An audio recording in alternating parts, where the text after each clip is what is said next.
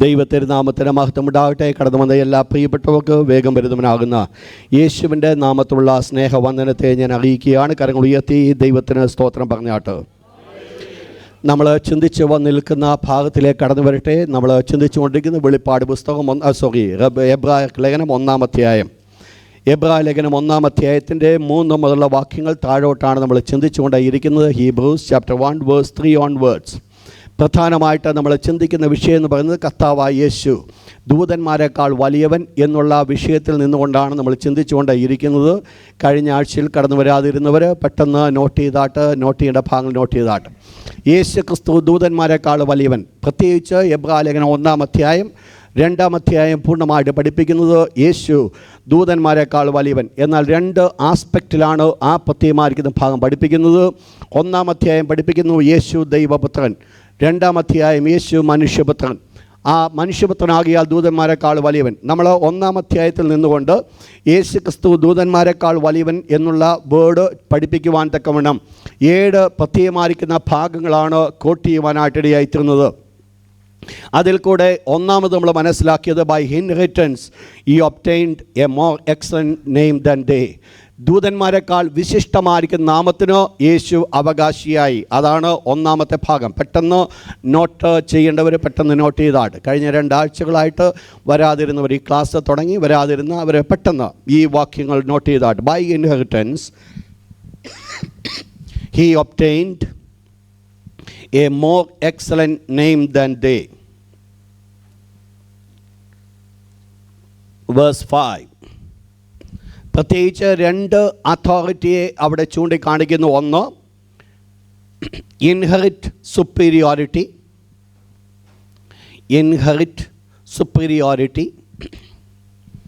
2, acquired superiority.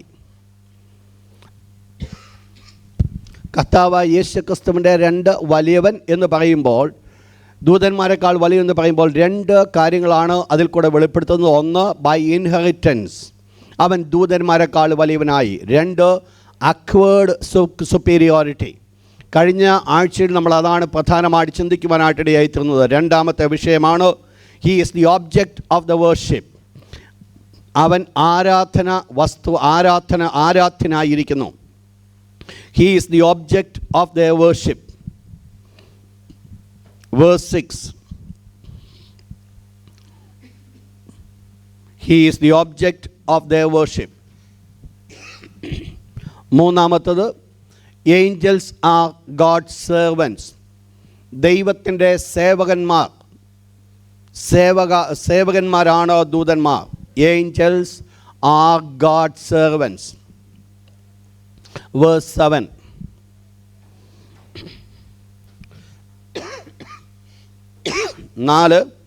God declares of Christ. ദൈവം കർത്താവായ യേശു ക്രിസ്തുവിനെ കുറിച്ച് പറയുന്നു. ഓ ഗാഡ്, ദൈവമേ എന്ന് പറയുന്നു. God declares of Christ, O God. Verse 8. Next, 5-ാമത്തത് He is the creator. യേശു സൃഷ്ടാവ്.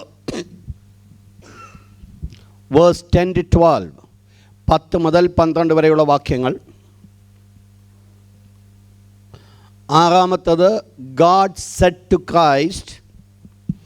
ദൈവം കർത്താവായ യേശുവിനോട് പറയുവാനിടയായിത്തീർന്നു, sit you at my right hand, എൻ്റെ വലതു ഭാഗത്ത് ഇരിക്കുക. Sit you at my right hand. Verse 13. Next one, 7th one. Angels are the ministering spirit. ദൂതന്മാർ സേവകാത്മാക്കളാണ്. Angels are ministering spirit. For those who shall be heirs of salvation. രക്ഷ പ്രാപിപ്പാനുള്ളവരുടെ സേവകാത്മാക്കൾ. Verse 14. 7 പ്രധാനപ്പെട്ട കാര്യങ്ങളാണ് നമ്മൾ ചിന്തിച്ചു വരുന്നത്. കർത്താവായ യേശു ദൂതന്മാരെക്കാൾ വലിയവൻ. അതിൽ പ്രാരംഭമായിട്ട് നമ്മൾ ചിന്തിച്ച വിഷയം എന്ന് പറയുന്നത് 1, യേശു ക്രിസ്തുവിൻ്റെ അതോറിറ്റി, അധികാരം, ബൈ ഇൻഹെറിറ്റൻസ്. തൻ്റെ ജന്മന കർത്താവായ യേശു ക്രിസ്തു അവകാശിയായിത്തീർന്നു. നമ്മൾ ആ പ്രത്യേകമായിരിക്കുന്ന വാക്യം 2 ഭാഗങ്ങൾ നമ്മൾ ചിന്തിച്ചു. ഒന്ന്, ബൈ ഇൻഹെറിറ്റൻസ്, തൻ്റെ ജന്മന യേശു ദൂതന്മാരെക്കാൾ വലിയവനായി. എന്തുകൊണ്ട് വലിയവനായി എന്നുള്ളത് നമ്മൾ ചിന്തിക്കുകയുണ്ടായി. യേശു ആരായി മാറ്റപ്പെട്ടു? ദൈവത്തിൻ്റെ പുത്രനായി തീർന്നു. പുത്രൻ എന്തിന് അവകാശിയാണ്? പിതാവിൻ്റെ സകലത്തിനും അവകാശിയാണ്. ശ്രദ്ധയോടുകൂടെ നിങ്ങളിന്ന് രാത്രിയായിരിക്കണം. 2, നമ്മൾ പഠിച്ചത് അക്വേർഡ് സുപ്പീരിയോറിറ്റി, കർത്താവായ യേശു ക്രിസ്തു പ്രാപിച്ചെടുത്തതായിരിക്കുന്ന അവകാശം. എന്താണ് അവകാശം പ്രാപിച്ചത്? Philippians chapter 2 verse 4 onwards. ഫിലിപ്പിയർ ലേഖനം 2-ാം അധ്യായം 4-ാമത്തെ വാക്യം മുതലുള്ള വാക്യങ്ങൾ നമ്മൾ വായിച്ച പ്രകാരമാണ്, അവൻ ദൈവരൂപത്തിലിരിക്കെ ദൈവത്തോടുള്ള സമത്വം മുറുകെ പിടിച്ചുള്ളതെന്ന് വിചാരിക്കാതെ ദാസവേഷമെടുത്ത് വേഷത്തിൽ മനുഷ്യനായി വിളങ്ങി തന്നെ താൻ താഴ്ത്തി ക്രൂശിലെ മരണത്തോടും അനുസരണമുള്ളവനായി തീർന്നു. അതുകൊണ്ട് എന്ത് സംഭവിച്ചു? അതുകൊണ്ട് ദൈവം അവനെ ഏറ്റവും അധികമായി ഉയർത്തി സകല നാമത്തിനും മേലായിരിക്കുന്ന നാമം നൽകിയുമിരിക്കുന്നു. അപ്പോൾ കർത്താവായ യേശു ക്രിസ്തു പ്രാപിച്ചെടുത്ത അധികാരം, പ്രാപിച്ചെടുത്ത അവകാശം എന്തുകൊണ്ട് പ്രാപിച്ചെടുത്തു? നമ്മൾ ഈ ഒരു വേർഡ് നമ്മൾ ആ കഴിഞ്ഞ ചിന്തിക്കുകയുണ്ടായി, താഴ്ത്തുക എന്നുള്ള വിഷയത്തിൽ നിന്നുകൊണ്ട് നമ്മൾ ചിന്തിക്കുവാനായിട്ടിടയായിത്തീരുന്നു. 2-ാമത്തെ ഭാഗം നമ്മൾ മനസ്സിലാക്കി, he is the object of worship. അവൻ ആരാധ്യനാണ്. യേശുക്രിസ്തു എപ്പോൾ ആരാധ്യനാണ്? യേശുക്രിസ്തു ഈ ലോകത്തിൽ മനുഷ്യനായി അവതരിച്ചപ്പോൾ യേശു ആരാധ്യനായിരുന്നു. എന്നാൽ പൊതുവായിട്ട് യേശു ആരാധ്യനായിരുന്നില്ല. യേശുവിനെ നമസ്കരിക്കുവാൻ ആരെങ്കിലും വന്നപ്പോൾ യേശു പറയുണ്ടായി, എന്നെയല്ല ദൈവത്തെ നമസ്കരിക്കുക. ദൂതന്മാർ കർത്താവായ യേശുവിനെ നമസ്കരിച്ചതായിട്ട് ദൈവത്തിൻ്റെ വിശുദ്ധ വചനം പഠിപ്പിക്കുന്നു. എന്നാൽ ഇവിടെ പറയപ്പെടുന്ന ഭാഗം ഈ ഒരു പർട്ടിക്കുലർ സമയത്തെക്കുറിച്ചല്ല. പിന്നെയോ ആ വാക്യം ഒന്ന് വായിച്ച് നെക്സ്റ്റ് ഞാൻ എൻ്റെ വിഷയത്തിലേക്ക് കടക്കുകയാണ്. വായിച്ചോട്ടെ, വേഴ്സ് 6, 6-ാമത്തെ വാക്യം, 1-ാം അധ്യായം 6-ാമത്തെ വാക്യം. ആദ്യജാതനെ പിന്നെയും ഭൂതലത്തിലേക്ക് പ്രവേശിപ്പിക്കുമ്പോൾ, അപ്പോൾ ആദ്യജാതൻ നമ്മൾ ഈ വാക്യത്തിൽ നിന്നുകൊണ്ട് ചിന്തിക്കുവാനിടയായിത്തീർന്നു. കർത്താവായ യേശു ക്രിസ്തു ആദ്യജാതനായിരുന്നു. യേശു ക്രിസ്തു ഏകജാതനായിരുന്നു.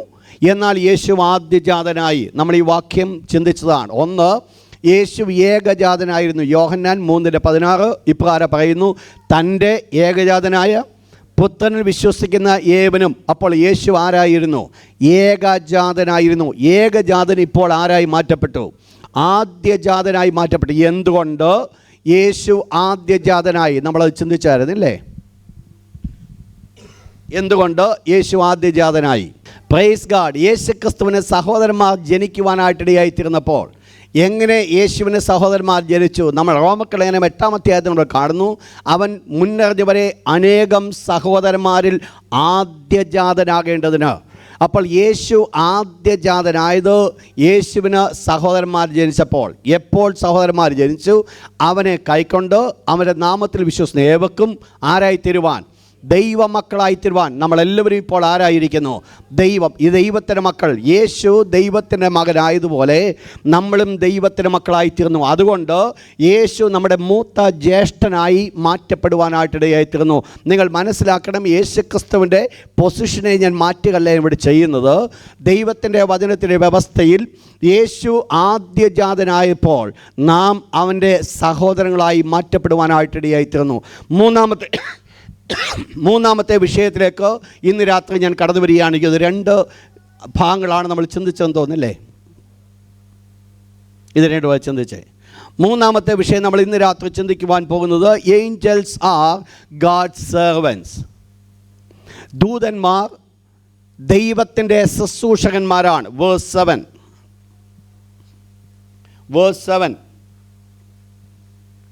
വായിച്ചാട്ടെ, 7-ാമത്തെ വാക്യം. എനിക്ക് തോന്നുന്നു ഈ വാക്യം കൂടെ നമ്മൾ ചിന്തിപ്പിച്ചായിരുന്നു. കാറ്റും അഗ്നിജ്വാലയും, ഈ 2 വേർഡ്സ് നമ്മൾ കോട്ട് ചെയ്തായിരുന്നു, ഇല്ല? ഓക്കെ, 2 വേർഡ്സ് അവിടെ പറയുന്നത്, അവൻ കാറ്റുകളെ തൻ്റെ ദൂതന്മാരും അഗ്നിജ്വാലയെ തൻ്റെ ശുശ്രൂഷകന്മാരും ആക്കുന്നു എന്നോ ദൂതന്മാരെക്കുറിച്ച് പറയുന്നു. അപ്പോൾ ദൂതന്മാരെക്കുറിച്ച് പറയുമ്പോൾ 2 വിശേഷണങ്ങളാണ് ഇവിടെ ദൈവം കൊടുത്തിരിക്കുന്നത്. ഒന്ന്, ദൂതന്മാർ ആരായിട്ട് ചൂണ്ടിക്കാണിക്കുന്നു? അവൻ കാറ്റുകളെ ഏതായിട്ട് ചൂണ്ടിക്കാണിക്കുന്നു? കാറ്റായിട്ട് ചൂണ്ടിക്കാണിക്കുന്നു. 2 ഏതായിട്ട് ചൂണ്ടിക്കാണിക്കുന്നു? അഗ്നിജ്വാല.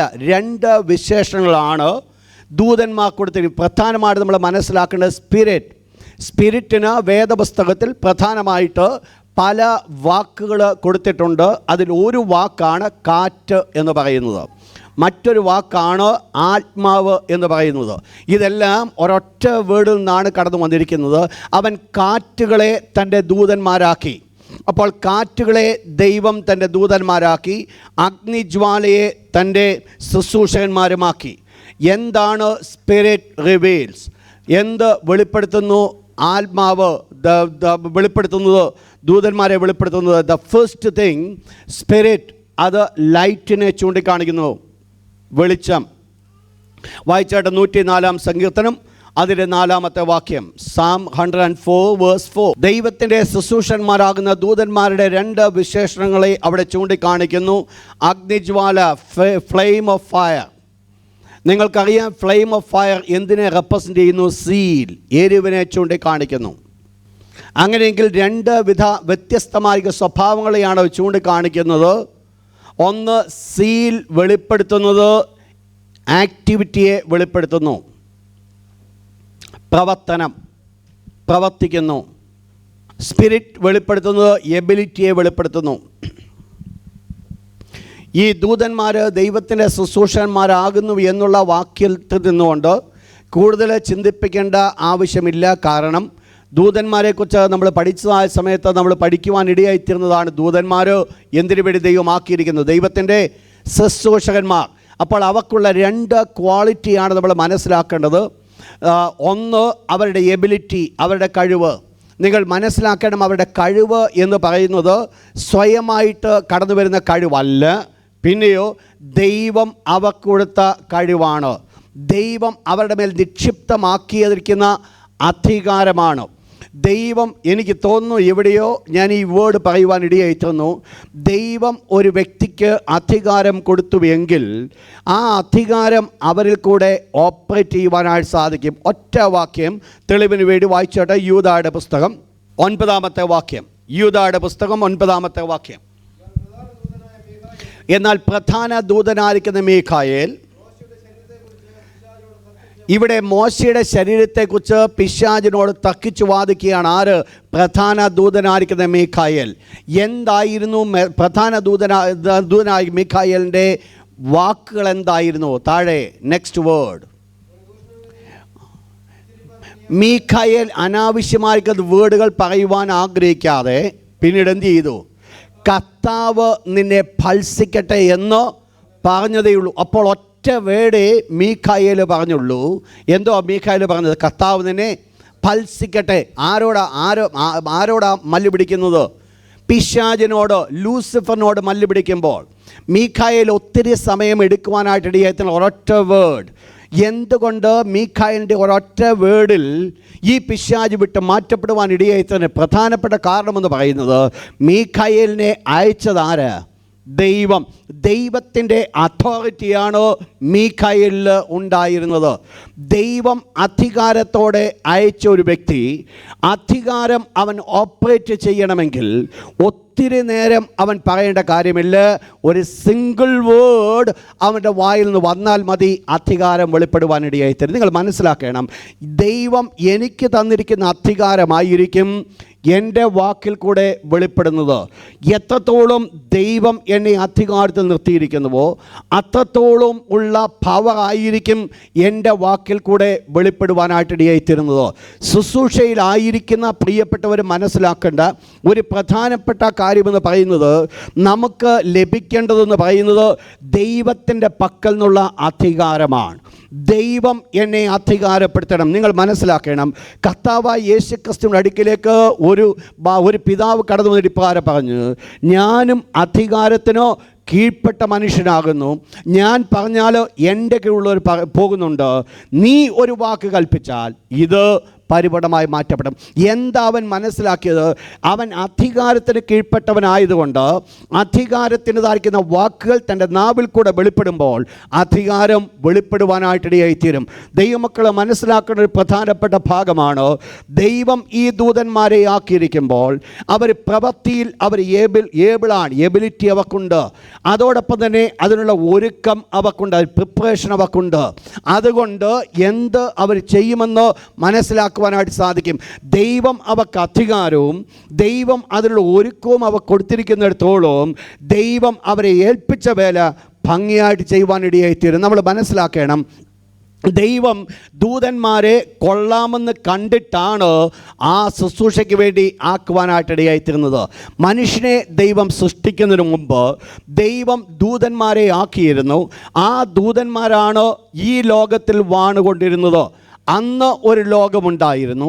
ആ ലോകത്തിന് അന്ന് ലോകത്തിൽ ഒരു തോട്ടമുണ്ടായിരുന്നു.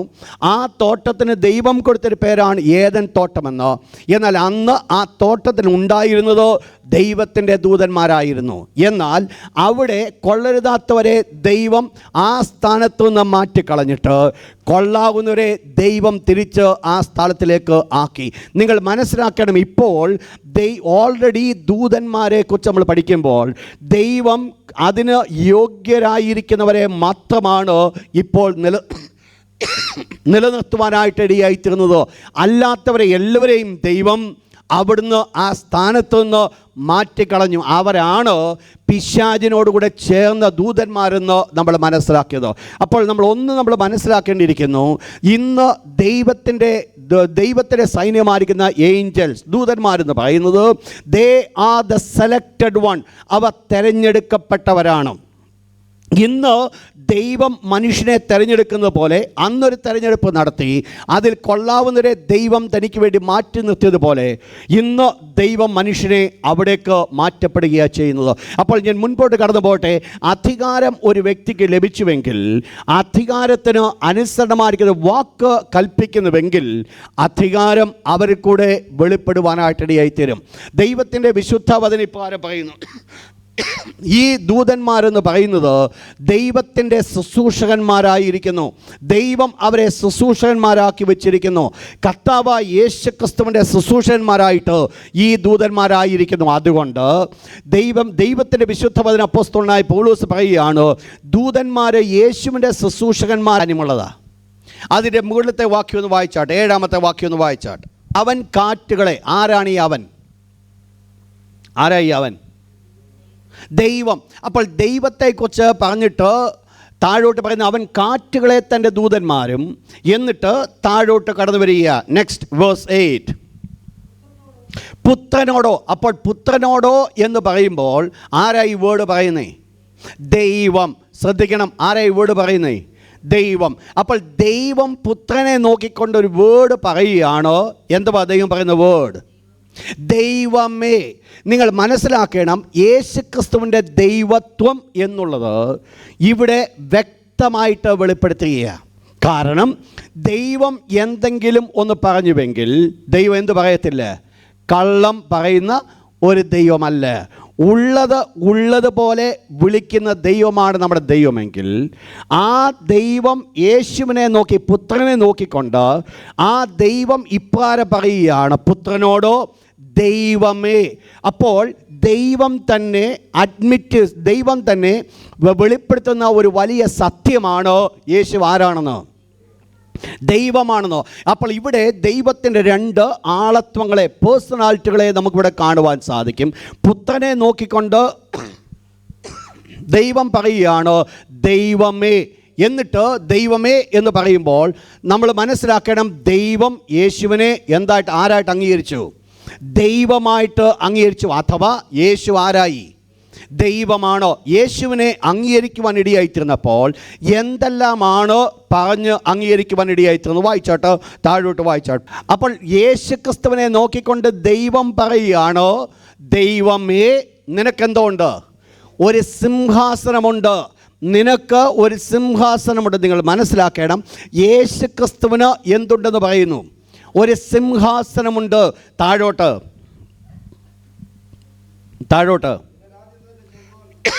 യേശുവിന് എന്തോ ഉണ്ട്? ഒരു രാജ്യത്വമുണ്ട്. ഒന്നുണ്ട്, യേശുവിന് സിംഹാസനമുണ്ട്. 2, യേശുക്രിസ്തുവിന് ഒരു രാജ്യത്വമുണ്ട്. 3, യേശുക്രിസ്തു എന്തുണ്ട്? ഒരു ചെങ്കോലുണ്ട്, നീതിയുള്ള ചെങ്കോൽ. അപ്പോൾ ഇവിടെ യേശുക്രിസ്തുവിനെ കുറിച്ച് ദൈവം നോക്കിയിട്ട് ദൂതന്മാരോട് പറയാത്ത ഒരു വേർഡാണ് യേശുവിനെ നോക്കി പറയുന്നത്. ദൂതന്മാരോട് ദൈവം പറഞ്ഞത്, നിങ്ങൾ എൻ്റെ ആരായിരിക്കുന്നു? ശുശ്രൂഷകന്മാരായിരിക്കുന്നു. എന്നാൽ യേശുവിനെ നോക്കിക്കൊണ്ട് ദൈവം പറയുന്ന ഒരു വേർഡാണ്. യേശുവിനെ നോക്കിയിട്ട് ദൈവം പറയുന്നു, യേശു ആരാണെന്ന് പറയുന്നു? ദൈവം തന്നെ. അപ്പോൾ യേശു ദൈവം തന്നെ എന്ന് പറയുമ്പോൾ ആ ദൈവത്തിന് ഉള്ള സിംഹാസനം കർത്താവായ യേശുവിന് ഉണ്ട്. യേശുക്രിസ്തുവിനുള്ള രാജ്യത്വം, ദൈവത്തിൻ്റെ രാജ്യത്വം ആക്കുണ്ട്, യേശുക്രിസ്തുവിനുണ്ട്. ദൈവം വിധിക്കുന്ന വിധി ആക്കുണ്ട്. അവൻ്റെ ചെങ്കോൽ എങ്ങനെയുള്ള ചെങ്കോല്?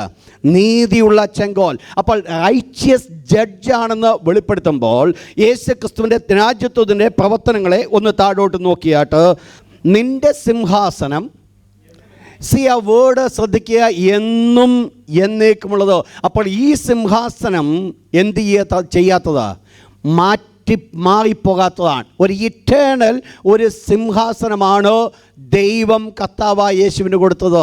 ആ സിംഹാസനം നിത്യമാണ് എന്ന് പറഞ്ഞാൽ ചില കാലങ്ങളിലേക്ക് ഭരിച്ച് മാറ്റപ്പെടുന്ന ഒരു സിംഹാസനമല്ല ദൈവം യേശുവിന് കൊടുത്തത്. യേശുവിൻ്റെ സിംഹാസനം നിത്യമായിരുന്നു. യേശുക്രിസ്തുവിൻ്റെ സിംഹാസനം നിത്യമെന്ന് പറഞ്ഞിട്ട് യേശുവിൻ്റെ പ്രവർത്തനത്തെക്കുറിച്ച് പറയുന്നു, നിൻ്റെ ചെങ്കോൽ എങ്ങനെയുള്ള ചെങ്കോല? നീതിയുള്ള ചെങ്കോലാണ്.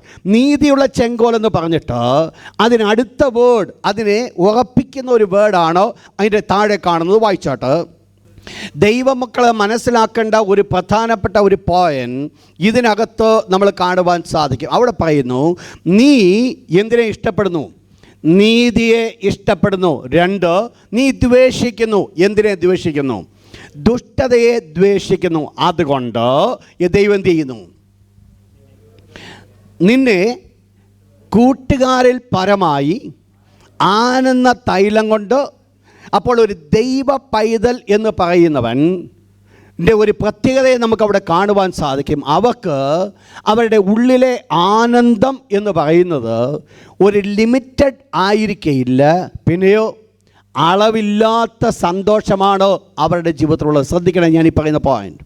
ഒരു ദൈവ പൈതലിനെ സംബന്ധിച്ച് നമ്മൾ നോക്കുമ്പോൾ ഒരു ദൈവ പൈതലിൻ്റെ സന്തോഷം നൈമിഷികമായിരിക്കുന്ന ഒന്നല്ല, അഥവാ ചില പ്രത്യേകമായിരിക്കുന്ന സാഹചര്യം നിലനിൽക്കുന്ന ഒന്നല്ല, പിന്നെയോ അവരിൽ വ്യാപരിക്കുന്ന സന്തോഷം എന്ന് പറയുന്നത് എങ്ങനെയുള്ളതാ?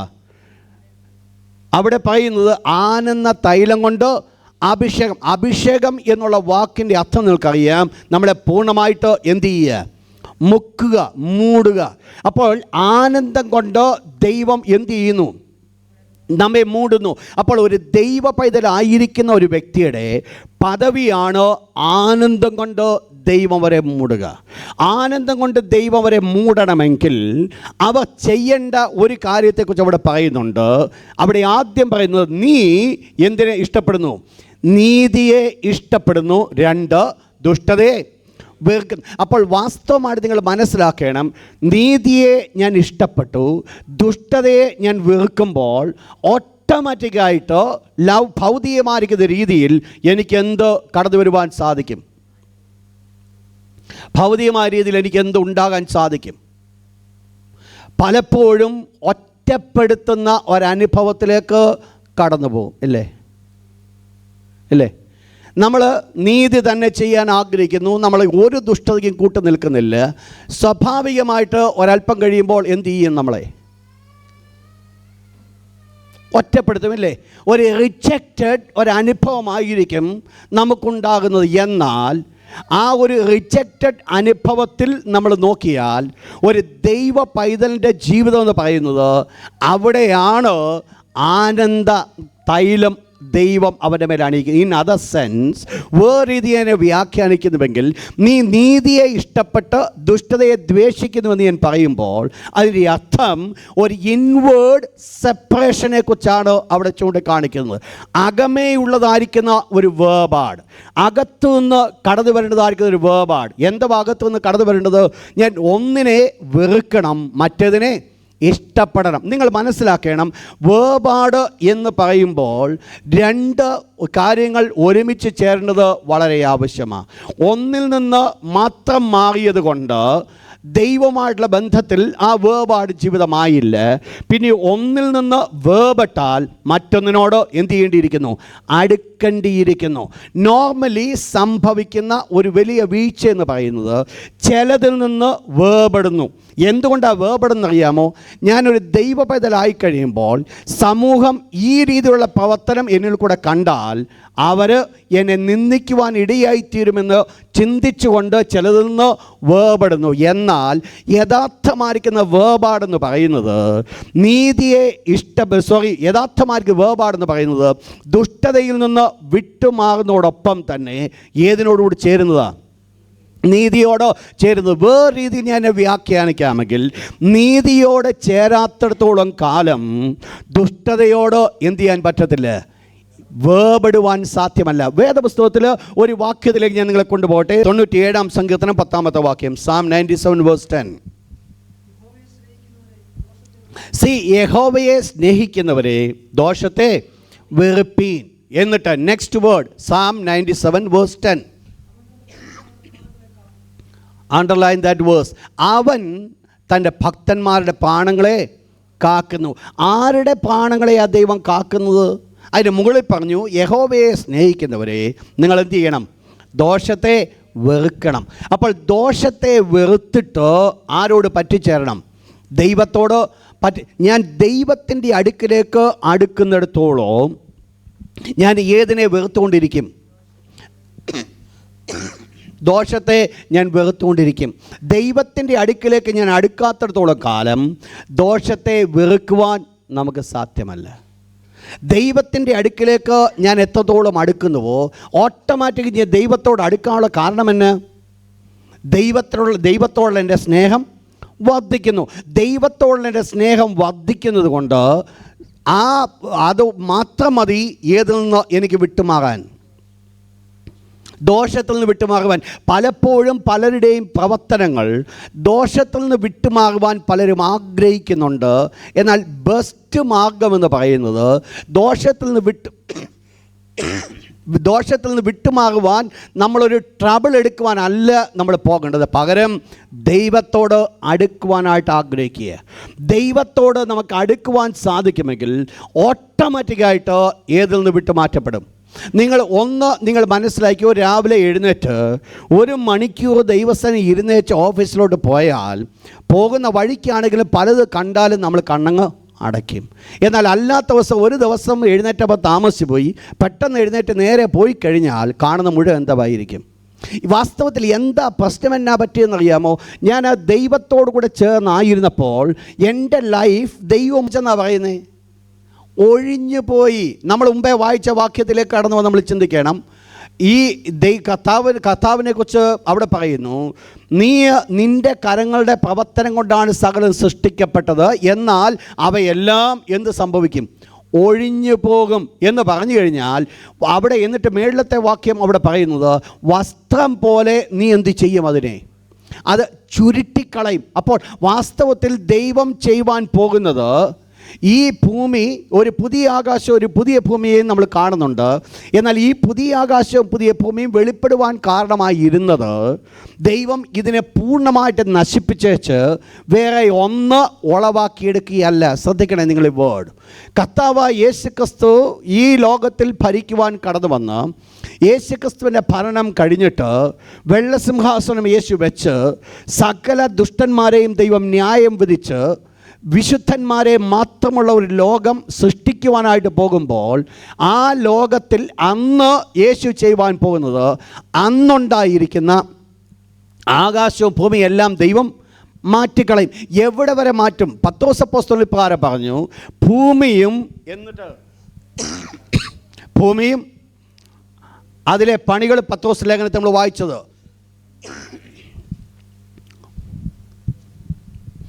വായിച്ചാട്ടെ പത്രോസ് ലേഖനം. ഭൂമിയും അതിലുള്ള പണികളും വെന്തു പോകുകയും, താഴോട്ട്, ഇങ്ങനെ ഇവയൊക്കെയും. അപ്പോൾ എന്ത് സംഭവിക്കുമെന്നവിടെ പറയുന്നുണ്ട്? ഒന്ന്, ഭൂമിയും പിന്നെ അതിലെ പണികളും എന്തു ചെയ്യും? അപ്പോൾ അന്ന് ദൈവം ഭൂമിയെ മാറ്റുവാൻ പോകുന്നത് എങ്ങനെയായിരിക്കും എന്നറിയാമോ?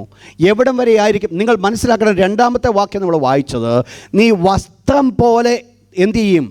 അവയെ അങ്ങ് ചുരുട്ടി മാറ്റും. ഒരു ചുരുള് പോലെ ദൈവം അതിനെ ചുരുട്ടി മാറ്റും.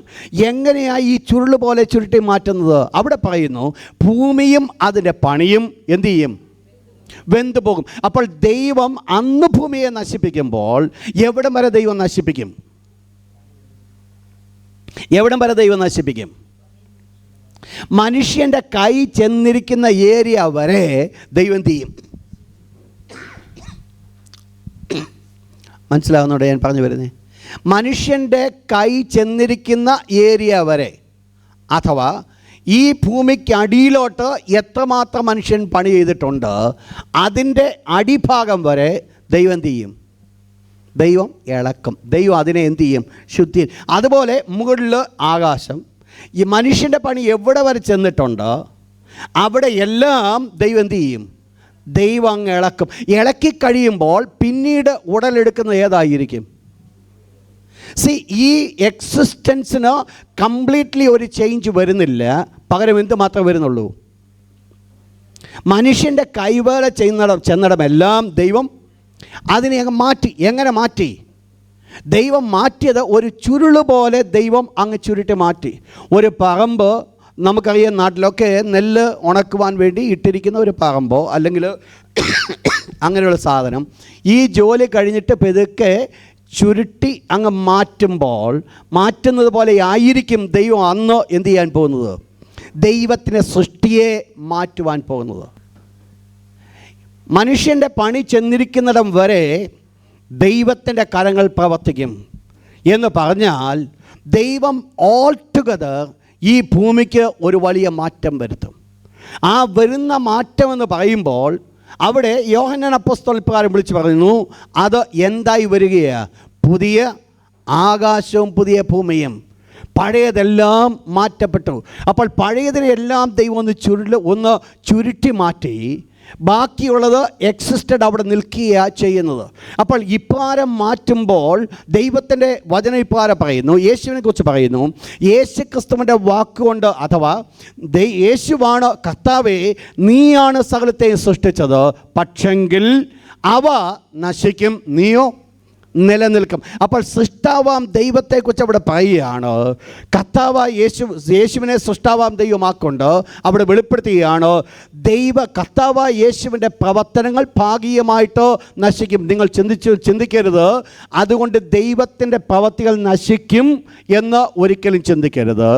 ദൈവത്തിൻ്റെ പ്രവർത്തനങ്ങൾക്ക് എന്ത് ചെയ്യാൻ പറ്റത്തില്ല? നശിക്കുവാൻ സാധ്യമല്ല. പിന്നീട് എന്തുകൊണ്ട് നശിക്കും എന്ന് പറഞ്ഞു? മനുഷ്യൻ്റെ പാപം കൊണ്ട്. ദൈവത്തിൻ്റെ പ്രവൃത്തി ഇറ്റേണലാണ്. ദൈവത്തിൻ്റെ എന്തെങ്കിലും ദൈവം ചെയ്തിട്ടുണ്ടെങ്കിൽ നിത്യമായിട്ടുള്ളതാണ്. ദൈവം ഒരു സൗഖ്യം തന്നിട്ടുണ്ടെങ്കിൽ നിത്യമാണ്. ദൈവം നമുക്ക് എന്തെങ്കിലും മറ്റൊരു അനുഗ്രഹം തന്നിട്ട് ഇറ്റേണലാണ്. ദൈവം ഇറ്റേണൽ ദൈവമായിരിക്കും, നിത്യനായിരിക്കും ദൈവമായിരിക്കുന്നത് പോലെ ദൈവത്തിൻ്റെ സകല പ്രവൃത്തിയും നിത്യമായിരിക്കുന്ന പ്രവൃത്തിയായിരിക്കും. എന്നാൽ എന്തുകൊണ്ട് ഇത് നശിക്കുവാൻ ഇടയായിത്തീരുന്നു? മനുഷ്യൻ്റെ പാപം കൊണ്ട്. മനുഷ്യൻ്റെ പാപം കൊണ്ട് നശിക്കുവാൻ ഇടയായിത്തീരുന്നു. എന്നാൽ ദൈവത്തിൻ്റെ വിശുദ്ധ വചനം പറയുന്നു, കർത്താവായ യേശു ക്രിസ്തു എന്ത് ചെയ്യും? ഈ പ്രവൃത്തി നശിക്കുമെങ്കിലും കർത്താവായ യേശു നിലനിൽക്കും. വായിച്ചിട്ട് താഴോട്ട് അതിൻ്റെ 10-ാമത്തെ വാക്യം, എബ്രായർ 1:10. അവിടെ പറയുന്നു, നീയോ അനന്യൻ, നിൻ്റെ സംവത്സരങ്ങൾ അവസാനിക്കുമില്ല. അപ്പോൾ കർത്താവായ യേശു ക്രിസ്തുവിൻ്റെ സൃഷ്ടിപ്പിൽ മനുഷ്യൻ പാപം ചെയ്തത് മുഖാന്തരമായിട്ട് ആ സൃഷ്ടിപ്പിന് ഭാഗികമായിരിക്കുന്ന നാശങ്ങൾ കടന്നു വരുമെങ്കിലും യേശുവിന് എന്ത് വരുന്നില്ല? അവൻ അനന്യനായി നിൽക്കുന്നു. ദാറ്റ് മീൻസ് യേശു സകലത്തെയും സൃഷ്ടിച്ചവനായതുകൊണ്ട് യേശു ആരെക്കാൾ വലിയവൻ? ദൂതന്മാരെക്കാൾ വലിയവൻ. നെക്സ്റ്റ് പോയിന്റിലേക്ക് ഞാൻ കടന്നു വരട്ടെ. 6th point, God said to Cain, sit you at my right hand. 13ാമത്തെ വാക്യം.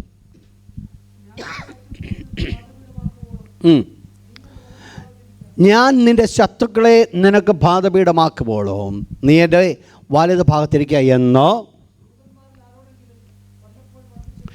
ദൂതന്മാരിൽ ആരോടെങ്കിലും വല്ലപ്പോഴും അരുളി ചെയ്തിട്ടുണ്ടോ? കർത്താവായി ഇപ്പോൾ അപ്പോസ്തലനായ പൗലോസ് വിളിച്ച് പറയുകയാണ്, ആരെങ്കിലും ഏതെങ്കിലും ദൂതന്മാരോട് ഇപ്രകാരം പറഞ്ഞിട്ടുണ്ടോ? എന്തുവാ പറഞ്ഞിരിക്കുന്നത്? നീ എൻ്റെ വലത് ഭാഗത്തിരിക്കുക. ഏത് സമയം വരെ? ഞാൻ നിൻ്റെ ശത്രുക്കളെ നിനക്ക് പാദപീഠമാക്കുമ്പോൾ. ശ്രദ്ധിക്കണേ നിങ്ങൾ ഈ ഭാഗം. ഞാൻ നിൻ്റെ ശത്രുക്കളെ നിനക്ക് പാദപീഠമാക്കുവോളോ നീ എൻ്റെ വലത് ഭാഗത്തിരിക്കുക. കർത്താവായ യേശുവിനെ ദൈവം വലത് ഭാഗത്ത് ഇരുത്തിയത് എപ്പോഴാണ്? യേശു ക്രിസ്തു ഉയർക്കപ്പെട്ടപ്പോൾ. യേശു ക്രിസ്തു സ്വർഗ്ഗാരോഹണം ചെയ്ത് പിതാവിൻ്റെ വലത് ഭാഗത്തേക്ക് യേശു കടന്നുപോയി. അപ്പോൾ ഇപ്പോഴത്തെ കർത്താവായ യേശുവിൻ്റെ പൊസിഷനാണ് ഏത്? ദൈവത്തിൻ്റെ വലത് ഭാഗത്ത് ഇരിക്കുക. നിങ്ങൾക്കറിയാം യേശു ഇവിടെ ചെയ്യുന്ന ഒരു ശുശ്രൂഷ ഏതാണ്? നമുക്കറിയാം. എന്ത് ശുശ്രൂഷയാണ് ചെയ്യുന്നത്? പക്ഷപാതം ചെയ്യുന്നു. ആരുടെ ശുശ്രൂഷയത്? പൗരോഹിത്യ ശുശ്രൂഷ. അപ്പോൾ യേശു ക്രിസ്തു ദൈവത്തിന് മുൻപിൽ പൗരോഹിത്യ ശുശ്രൂഷ ചെയ്തുകൊണ്ടിരിക്കുന്നു. നമ്മൾ അന്ന് പഠിച്ചു, ആർക്ക് വേണ്ടി പുരോഹിതനായിരിക്കുന്നു യേശു? പഴയത് ഒരു ചോദ്യം. യേശു ആർക്ക് പുരോഹിതനായിരിക്കുന്നു? 3 പൗരോഹിത്യ ശുശ്രൂഷകൾ. 1 അഹരോൻ്റെ പൗരോഹിത്യ ശുശ്രൂഷ. 2 കർത്താവായ യേശു ക്രിസ്തുവിൻ്റെ പൗരോഹിത്യ ശുശ്രൂഷ. 3 പുതിയ നമ്മ വിശ്വാസികളുടെ പൗരോഹിത്യ ശുശ്രൂഷ. 3 ശുശ്രൂഷ. നോട്ട് ചെയ്തോ, ഇതുവരെ പഠിക്കാത്തവർ.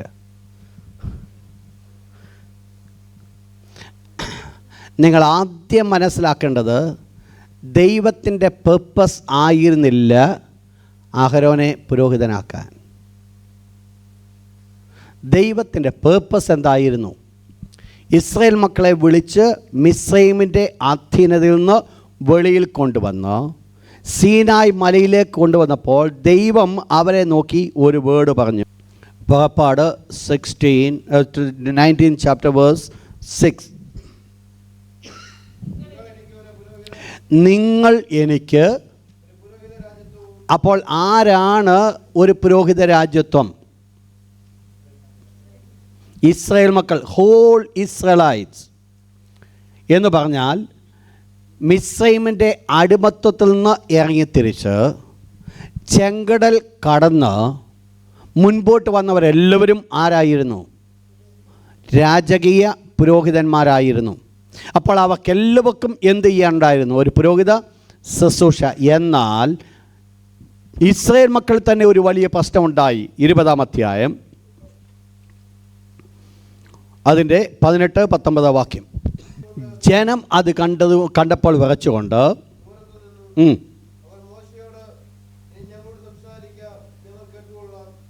അവർ എന്ത് ചെയ്തു? മോശയോട് പറഞ്ഞു, നീ എന്ത് ചെയ്തോളാൻ പറഞ്ഞു? നീ ഞങ്ങളോട് സംസാരിക്കുക, ഞങ്ങൾ കേട്ടുകൊള്ളാം. വാസ്തവത്തിൽ ദൈവം ഇസ്രായേൽ മക്കളെ ആരായിട്ടാണ് വിളിച്ചേ? പുരോഹിതന്മാരായിട്ട്. ഇപ്പോൾ ഇവർ തന്നെ എന്തു പറഞ്ഞു? മോശയോട് പറഞ്ഞു, നീ ഒരു കാര്യം ചെയ്യ്, നീ പോയി ദൈവത്തിൻ്റെ സ്വരം കേൾക്ക്, ഞങ്ങൾ നിൻ്റെ സ്വരം കേൾക്കാം.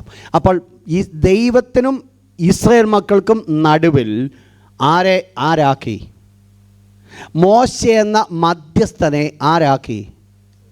ഇസ്രായേൽ മക്കളാക്കി. നമ്മൾ ശ്രദ്ധിച്ചോണേ, ഇന്ന് പുതിയ നിയമത്തിൽ കടന്നു വരുന്ന ഒരു വലിയ വീക്ക് പോയിൻറ്റ്സ് ഇത് തന്നെയാണ്. ദൈവം ഡയറക്റ്റ്ലി എന്നോട് സംസാരിക്കുന്നതിന് പകരമായിട്ട് ദൈവത്തിൻ്റെ മഹത്വം ഞാൻ കണ്ടപ്പോൾ ഭയപ്പെട്ട് ഈ ദൈവത്തിൻ്റെ അടുക്കിലേക്ക് ചെല്ലുവാൻ സാധിക്കുന്നില്ല എന്ന് പേടിച്ചുകൊണ്ട് ഞാൻ എന്നെ തന്നെ അതിൻ്റെ നടുവിൽ വേറൊരാളെ ഞാൻ കൊണ്ടുവച്ചു. അങ്ങനെ വന്നപ്പോൾ ദൈവം അവസാനമായിട്ട് ഒരാളെ തിരഞ്ഞെടുത്തു. അഹരോനെയും അവൻ്റെ സന്തതിയെയും ആക്കായിട്ട് തിരഞ്ഞെടുത്തു, പുരോഹിതന്മാരായിട്ട്. ഈ അഹരോൻ്റെ ജോലി എന്തായിരുന്നു? അഹരോൻ എന്നുള്ള പുരോഹിതൻ്റെ ജോലി എന്തായിരുന്നു? ആർക്ക് വേണ്ടി പൗരോഹിത്യ ശുശ്രൂഷ ചെയ്തു? ഇസ്രായേൽ മക്കൾക്ക് വേണ്ടി പൗരോഹിത്യ ശുശ്രൂഷ ചെയ്തു. നിങ്ങൾ മനസ്സിലാക്കിക്കോണം, ഇവരെല്ലാവരും ആരായിരിക്കേണ്ടവരാ? പുരോഹിതന്മാരായിരിക്കേണ്ടത്. പക്ഷെങ്കിൽ ഇവർ ഒരാളെ ആക്കിയത് കൊണ്ട് ഇവർക്ക് എന്ത് ചെയ്യേണ്ടതായിട്ട് വന്നു? ദൈവം കൊടുത്ത പ്രിവിലേജിൽ ഇവർക്ക് നിൽക്കുവാനിടയായിത്തീർന്നില്ല. എന്നാൽ രണ്ടാമത് കർത്താവായ യേശു ക്രിസ്തു പുരോഹിതനായി. യേശു ക്രിസ്തു പുരോഹിതനായത് യേശു ക്രിസ്തു സ്വർഗ്ഗാരോഹണം ചെയ്തപ്പോൾ, യേശു ക്രിസ്തുവിൻ്റെ പൗരോഹിത്യ ശുശ്രൂഷ തുടങ്ങിയത് യേശു സ്വർഗ്ഗത്തിലേക്ക് ചെന്ന സമയത്ത് യേശു ആർക്ക് വേണ്ടി പുരോഹിതനായി. യേശു ഇന്ന് ലോകത്തിൽ എല്ലാവർക്കും വേണ്ടി അല്ല പുരോഹിതനായിരിക്കുന്നത്. യേശു ഒരൊറ്റ കൂട്ടർക്ക് വേണ്ടി മാത്രമാണ് പൗരോഹിത്യ ശുശ്രൂഷ ചെയ്യുന്നത്. അത് തന്നിൽ വിശ്വസിച്ചവർക്ക് വേണ്ടി, അഥവാ വീണ്ടെടുക്കപ്പെട്ട ദൈവത്തിൻ്റെ മക്കൾക്ക്. ഇല്ലാത്തവർക്ക് വേണ്ടി യേശു പക്ഷപാതം ചെയ്യുന്നില്ല. കാരണം യേശു അവരുടെ രക്ഷയ്ക്ക് വേണ്ടിയതുള്ളത് മുഴുവൻ യേശു എന്ത് ചെയ്തിരിക്കുക? ഓൾറെഡി ചെയ്ത്. ഇനിയും എന്തെങ്കിലും ചെയ്യേണ്ട ഒരാവശ്യമില്ല. പക്ഷെങ്കിൽ ഇന്ന് കർത്താവായ യേശു വിശുദ്ധന്മാർക്ക് വേണ്ടി മധ്യസ്ഥ വായിച്ചോട്ടെ. ഫസ്റ്റ് ജോൺ ചാപ്റ്റർ 2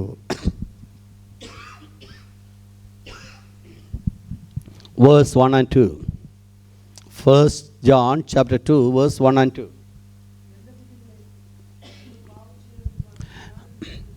എൻ്റെ കുഞ്ഞുങ്ങളെ, നിങ്ങൾ പാപം ചെയ്യാതിരിപ്പാൻ ഞാൻ നിങ്ങൾക്ക് എഴുതുന്നു.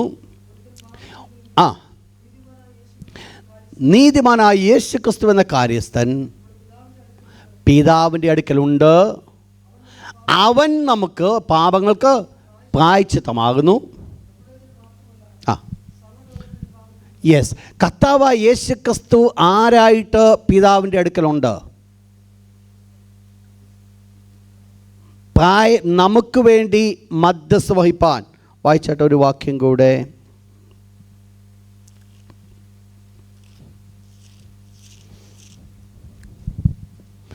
എബ്രായ ലേഖനം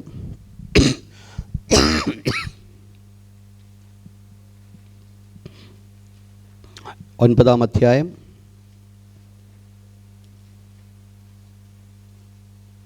25, 26 വാക്യം.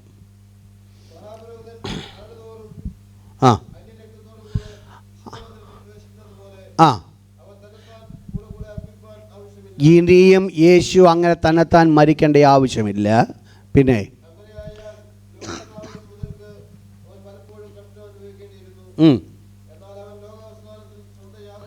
ലോകാവസാനത്തിൽ സ്വന്തം യാഗം കൊണ്ട് പാപപരിഹാരം വരുത്തുവാൻ ഒരിക്കൽ പ്രത്യക്ഷനായി. അപ്പോൾ യേശു ആ ഒരിക്കൽ പ്രത്യക്ഷനായപ്പോൾ യേശു എന്ത് ചെയ്തു?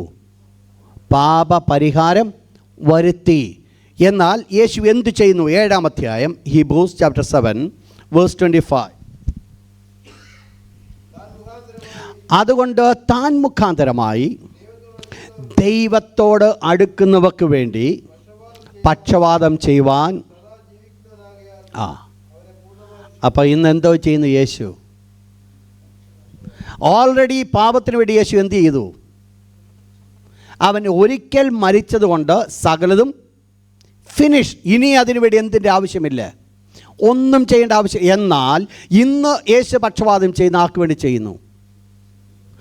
അതുകൊണ്ട് താൻ മുഖാന്തരമായി ദൈവത്തോട് അടുക്കുന്നവർക്ക് പക്ഷപാതം ചെയ്യുവാൻ സദാ ജീവിക്കുന്നവനാകയാൽ. അപ്പോൾ യേശു ഇന്ന് എന്ത് ചെയ്യുന്നു? പക്ഷപാതം ആർക്ക് വേണ്ടി?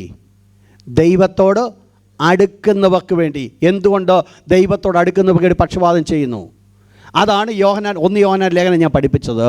കുഞ്ഞുങ്ങളെ, നിങ്ങൾ പാപം ചെയ്യാതിരിപ്പാൻ ഞാൻ നിങ്ങൾക്ക് എഴുതുന്നു. ഒരുത്തൻ പാപം ചെയ്തുവെങ്കിലോ നീതിമാനായ യേശു എന്ന കാര്യസ്ഥൻ എവിടെ ഉണ്ട്?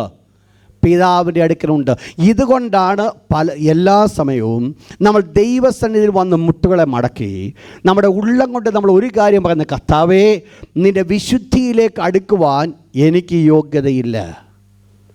അങ്ങയുടെ രക്തം കൊണ്ട് എന്നെ യോഗ്യനാക്കണമേ എന്നുള്ള പ്രാർത്ഥനയോടുകൂടെയാണ് എന്ത് ചെയ്യുന്നത്? ദൈവത്തിന് മഹത്വം കരയറ്റുന്നത്. നിങ്ങൾ മനസ്സിലാക്കണം, ദൈവം ആഗ്രഹിക്കുന്ന വിശുദ്ധി എന്ന് പറയുന്നത് നമ്മൾ ചിന്തിക്കുന്ന ഒരു വിശുദ്ധി അല്ല ദൈവം എക്സ്പെക്റ്റ് ചെയ്യുന്നത്. വേദപുസ്തകം പറയുന്നു, ഞാൻ വിശുദ്ധനാകിയാൽ നിങ്ങളും. കരങ്ങളുയർത്തി ഹല്ലേലൂയ പറഞ്ഞാട്ട് ഒരിക്കൽ കൂടെ, ഞാൻ വിശുദ്ധനാകിയാൽ നിങ്ങളും. അപ്പോൾ ദൈവം എക്സ്പെക്റ്റ് ചെയ്യുന്ന വിശുദ്ധി എന്ന് പറയുന്നത് ഏത് അളവിലുള്ള വിശുദ്ധിയാണ്? ദൈവത്തിൻ്റെ വിശുദ്ധിയാണ്. നിങ്ങൾ മനസ്സിലാക്കണം, എൻ്റെ നോട്ടത്തെ ഞാൻ ക്രമീകരിച്ച്, എൻ്റെ കേൾവിയെ ഞാൻ ക്രമീകരിച്ച്, എൻ്റെ ജീവിതത്തെ ഞാൻ ക്രമീകരിച്ചു കൊണ്ട് ലഭിക്കുന്ന ഒരു വിശുദ്ധി അല്ല എൻ്റെ ദൈവം എന്നിൽ കൂടെ കാണാൻ ആഗ്രഹിക്കുന്നത്. പകരം ഏതാ കാണാൻ ആഗ്രഹിക്കുന്നത്? ദൈവത്തിൻ്റെ വിശുദ്ധി. നിങ്ങൾ മനസ്സിലാക്കണം, മനുഷ്യൻ്റെ നീതിപ്രവൃത്തിയൊക്കെ ദൈവത്തിൻ്റെ മുൻപിൽ കറപുരണ്ട തുണി. അപ്പോൾ എത്രമാത്രം ഒരു മനുഷ്യൻ വിശുദ്ധനായാലും അവൻ്റെ വിശുദ്ധി എന്ന് പറയുന്നത് ദൈവത്തിന് മുൻപാകെ കറപുരണ്ട തുണിയാണെങ്കിൽ, ഞാൻ ദൈവസന്നിധിയിലേക്ക് കടന്നു ചെല്ലുമ്പോൾ വിശുദ്ധിയോടുകൂടെ കടന്നു ചെല്ലണമെങ്കിൽ ആ വിശുദ്ധി എന്ന് പറയുന്നത് എൻ്റെ സെൽഫ് റൈറ്റ്യസ്നെസ് അല്ല, പകരം ഏതാണെന്നറിയാം? മനസ്സിലാവുന്നുണ്ട് ഞാൻ പറഞ്ഞു വരുന്നേ? ഇതുകൊണ്ടാണ് ആ പരീശനും ചുങ്കക്കാരനും രണ്ടുപേരും രണ്ടായിട്ട് പോയത്. പരീശൻ നിന്നുകൊണ്ട് പ്രാർത്ഥിച്ചു, തൻ്റെ നീതിയെക്കുറിച്ച് പറഞ്ഞെങ്കിൽ ചുങ്കക്കാരൻ എന്തോ പ്രാർത്ഥിച്ചു? എനിക്ക് അങ്ങോട്ട് നോക്കാൻ പോലും ദൈവമേ. അതുകൊണ്ട് അവൻ എന്ത് ലഭിച്ചു? അവൻ നിങ്ങൾ മനസ്സിലാക്കിയ ഈ ഭാഗം, ദൈവം നമ്മളെക്കുറിച്ച് ആഗ്രഹിക്കുന്ന വിശുദ്ധി എന്ന് പറയുന്നത് അതൊരു മനുഷ്യന് അച്ചീവ് ചെയ്യുവാൻ പറ്റുന്നതല്ല. ഒരു മനുഷ്യൻ്റെ പ്രവർത്തനം കൊണ്ട് ലഭിക്കാവുന്ന വിശുദ്ധി അല്ല ദൈവം എക്സ്പെക്റ്റ് ചെയ്യുന്നത്. God expects from us the holiness of God. ദൈവത്തിൻ്റെ വിശുദ്ധിയാണോ ദൈവം എന്നിൽ കൂടെ കാണുവാൻ ആഗ്രഹിക്കുന്നത്? നിങ്ങൾ എന്നോട് ചോദിക്കും, എങ്ങനെ എന്നിൽ കൂടെ അത് വെളിപ്പെടുവാൻ സാധിക്കും? എന്നിൽ സ്വീകരിക്കുന്നത് കൊണ്ട് യേശു. അതുകൊണ്ട് ഓരോ പ്രാവശ്യവും ദൈവസന്നിധി ഞാൻ കടന്നു വരുമ്പോൾ ഞാൻ ഒന്നിൽ മാത്രം ആശ്രയിച്ചാണ് വരുന്നത്. യേശുവേ, നിൻ്റെ രക്തം കൊണ്ട് മാത്രമേ എനിക്ക് എന്ത് ചെയ്യാൻ പറ്റത്തുള്ളൂ. ഇവിടെയാണ് കർത്താവായ യേശു മധ്യസ്ഥ വഹിക്കുന്നത്. നാം നമ്മുടെ പാപം അവനോട് ഏറ്റു പറയുമെങ്കിൽ അവൻ നമ്മോട് നമ്മുടെ സകല പാപവും ക്ഷമിക്കും. ആരാ ക്ഷമിക്കുന്നേ? ആരാ ക്ഷമിക്കണ്ടേ? ദൈവം എങ്ങനെയാണ് ക്ഷമിക്കുന്നത്? നമ്മുടെ പാപം ഏറ്റു പറയുമ്പോൾ അവൻ നമ്മോട് ക്ഷമിക്കുന്നു. എങ്ങനെ ക്ഷമിക്കുന്നു? യേശുവിൻ്റെ രക്തം കൊണ്ട്. ഇവിടെയാണ് യേശുവിൻ്റെ മധ്യസ്ഥതയെ നമ്മൾ കാണുന്നത്. എൻ്റെ പാപവുമായിട്ട് ഞാൻ ദൈവസന്നിധിയിൽ കടന്നു ചെല്ലുമ്പോൾ, എൻ്റെ പാപം ദൈവത്തിന് മുൻപിൽ ഞാൻ പറയുമ്പോൾ, യേശു പിതാവിനോട് പറയും, പിതാവേ, ഇവന് വേണ്ടിയാണ് ഞാൻ എന്ത് ചെയ്തത്? രക്തം ഒഴുക്കിയത്. ഇവൻ്റെ പാപത്തിന് വേണ്ടിയാണ് ഞാൻ മരിച്ചത്. അതുകൊണ്ട് ഇവൻ എന്തുണ്ട്? പാപമോചനമുണ്ട്. മനസ്സിലാവുന്നുണ്ട് നിങ്ങൾക്ക്? യേശുക്രിസ്തു മധ്യസ്ഥ വഹിക്കുന്ന അവിടെയാണ്. നിങ്ങൾ മനസ്സിലാക്കണം, നമ്മുടെ എത്ര ഹോളിനെസ് കൊണ്ടും നമുക്ക് ദൈവത്തിൻ്റെ അടുക്കിലേക്ക് കടന്നു ചെല്ലുവാൻ സാധ്യമല്ല. നമുക്ക് വേണ്ടത് ദൈവത്തിൻ്റെ ഹോളിനെസ്സാണ്, ദൈവത്തിൻ്റെ വിശുദ്ധിയാണ്. ഇവിടെ വിഷയത്തിൽ ഞാൻ നിന്നുകൊണ്ട് പറയട്ടെ. ഇവിടെ കർത്താവായ യേശുക്രിസ്തുവിനെ കുറിച്ച് പറയുന്നു, നീ എൻ്റെ വലത് ഭാഗത്തിരിക്കുക. അപ്പോൾ മൂന്നാമത്തെ പുരോഹിത്യത്തെക്കുറിച്ച് ഞാൻ പറയട്ടെ. കർത്താവായ യേശുക്രിസ്തു 4 പുരോഹിതന്മാരായിരിക്കുന്നു. ആർക്ക്? വിശുദ്ധന്മാർക്ക്, തന്നോട് അടുക്കുന്നവർക്ക്. മൂന്നാമത്തെ പൗരോഹിത്യ ശുശ്രൂഷ ഏത്? പത്രോസ് അപ്പോസ്തലൻ പറയുന്നു, നിങ്ങളോ അന്ധകാരത്തിൽ നിന്ന് അത്ഭുത പ്രകാശത്തിൽ വിളിച്ചവൻ്റെ സൽഗുണങ്ങളെ ഘോഷിപ്പാൻ തിരഞ്ഞെടുക്കപ്പെട്ട ഒരു ജാതിയും രാജകീയ. അപ്പോൾ നമ്മളെല്ലാവരും ആരായിരിക്കുന്നു? രാജകീയ. നമ്മളാർക്ക് പുരോഹിതന്മാരായിരിക്കുന്നു? രക്ഷിക്കപ്പെടാത്തവർക്ക് വേണ്ടി, ജാതികൾക്ക്. അപ്പം നമുക്കൊരു ജോലി ദൈവം തന്നിരിക്കുന്നതാണ്, ജാതികളെ ദൈവത്തിലേക്ക് അടുപ്പിക്കുക എന്നുള്ളത്. മുൻപോട്ട് കടന്നു പോട്ടെ. ഇവിടെ പറയുന്നു, നീ എൻ്റെ വലത് ഭാഗത്തിരിക്കുക എന്ന് ദൂതന്മാരിൽ ആരോടെങ്കിലും പറഞ്ഞിട്ടുണ്ടോ? അവിടെ പറയുന്നു, ഞാൻ നിന്റെ ശത്രുക്കളെ നിൻ്റെ പാദപീഠമാക്കുവോളും. നമ്മൾ 2 പ്രത്യയമായിരിക്കുന്ന ഭാഗങ്ങളാണ് ഈ പ്രത്യയമായിരിക്കുന്ന വിഷയത്തിൽ നിന്നുകൊണ്ട് നമ്മൾ ചിന്തിക്കേണ്ടത്. അതിൻ്റെ 1 കൊരിന്ത്യർ ലേഖനം 15-ാം അധ്യായം. 1 കൊരിന്ത്യർ ലേഖനം 15-ാം അധ്യായം അതിൻ്റെ 25, 26, 27, 28 വായിച്ചാട്ട്.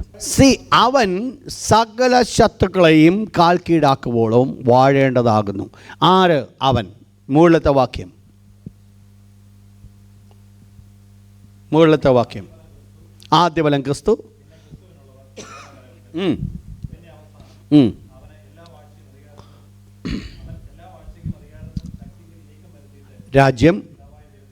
രാജ്യം പിതാവായ ദൈവത്തെ ഏൽപ്പിക്കും. അപ്പോൾ പിതാവായ ദൈവത്തെ രാജ്യം ഏൽപ്പിക്കുന്ന ആരാ? യേശു. എന്നിട്ട് താഴെ പറയുന്നു, അവൻ. ആരായി അവൻ? അപ്പോൾ കർത്താവായ യേശു ക്രിസ്തുവിൻ്റെ ഒരു പ്രവർത്തനത്തെക്കുറിച്ച് നമ്മളവിടെ കാണുകയാണ്. യേശു ക്രിസ്തു വെയിറ്റ് ചെയ്യുക, സംതിങ് എന്തൊക്കെയോ നടക്കണം, അതിനുവേണ്ടി യേശു വെയിറ്റ് ചെയ്യുക. എന്തുവാ യേശു വെയിറ്റ് ചെയ്യുന്നത്? എന്തിനു വേണ്ടി യേശു വെയിറ്റ് ചെയ്യുന്നു? അവിടെ പറയുന്നത് അവൻ സകല ശത്രുക്കളെയും കാൽ കീഴാക്കുമ്പോഴും അപ്പോൾ യേശു ക്രിസ്തുവിന് സമയപരിധി ദൈവം കൊടുത്തിട്ടുണ്ട്. എന്തുവാ സമയപരിധി? സകല ശത്രുക്കളെയും തൻ്റെ, ഞാൻ ഇവിടെ വെച്ച് അവസാനിപ്പിച്ച അടുത്ത ആഴ്ചയിൽ ഇത് അല്പം ഡീപ്പറിലേക്ക് പോയ ഈ വിഷയം മനസ്സിലാക്കാൻ പറ്റും.